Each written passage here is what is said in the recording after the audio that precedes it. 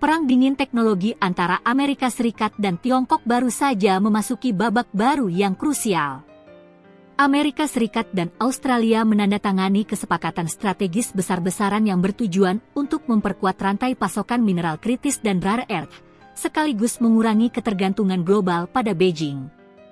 Kesepakatan ini tidak hanya tentang pertambangan.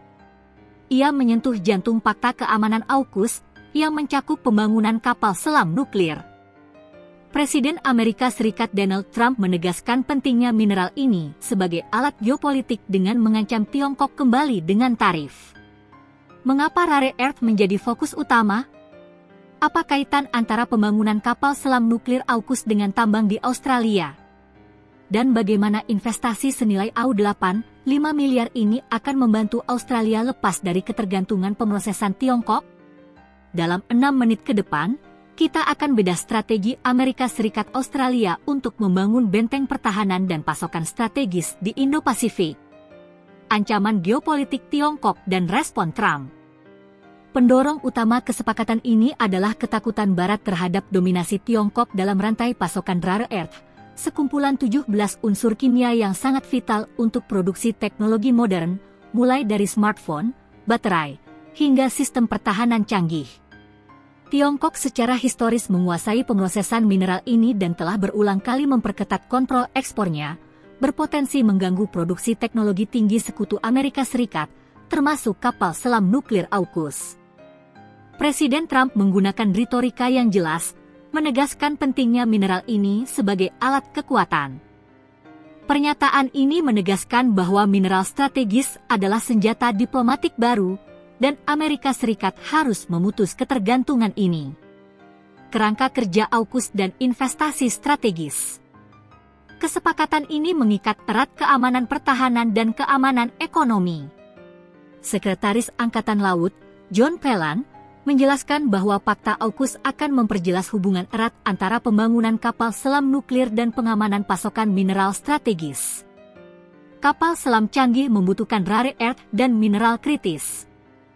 Perdana Menteri Australia Anthony Albanese menyebut kesepakatan ini sebagai jalur senilai AU$5 miliar, sebuah investasi besar dalam rencana masa depan Australia.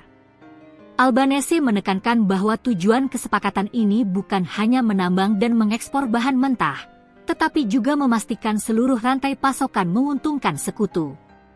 Dengan pembangunan fasilitas kapal selam dan penguatan rantai pasokan non-Tiongkok, Amerika Serikat dan Australia berharap menciptakan benteng pertahanan sekaligus keamanan pasokan strategis di Indo-Pasifik, menghadapi ketegangan geopolitik dengan Beijing.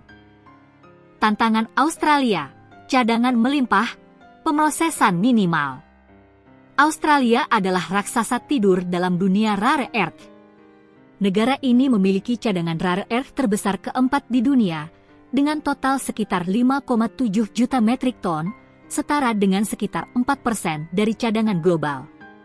Australia juga merupakan salah satu produsen utama, menghasilkan sekitar 13.000 metrik ton pada tahun 2024. Namun, disinilah letak kerentanan Australia, kapasitas pemrosesan. Sebagian besar bahan mentah rare earth yang ditambang di Australia masih diekspor ke luar negeri, terutama ke Tiongkok, untuk diproses lebih lanjut. Ini berarti Tiongkok tetap memiliki kontrol atas langkah paling penting, mengubah bahan mentah menjadi komponen yang dapat digunakan teknologi tinggi. Oleh karena itu, kesepakatan strategis ini sangat fokus pada pembangunan fasilitas pemrosesan di Australia untuk meningkatkan nilai tambah dan memutus ketergantungan pada infrastruktur pemrosesan Tiongkok. Kesepakatan Amerika Serikat Australia ini adalah salah satu langkah paling signifikan dalam upaya Barat untuk melakukan de-risking dari Tiongkok.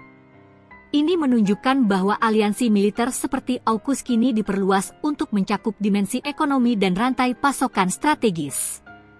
Dengan memanfaatkan cadangan besar Australia dan teknologi serta pendanaan Amerika Serikat, kedua negara berharap dapat menciptakan rantai pasokan rare earth yang terintegrasi penuh, dari penambangan, pemrosesan, hingga penggunaan dalam sistem pertahanan yang kebal terhadap kontrol Tiongkok. Ini adalah pertaruhan besar yang akan mendefinisikan persaingan geopolitik di Indo-Pasifik untuk dekade mendatang.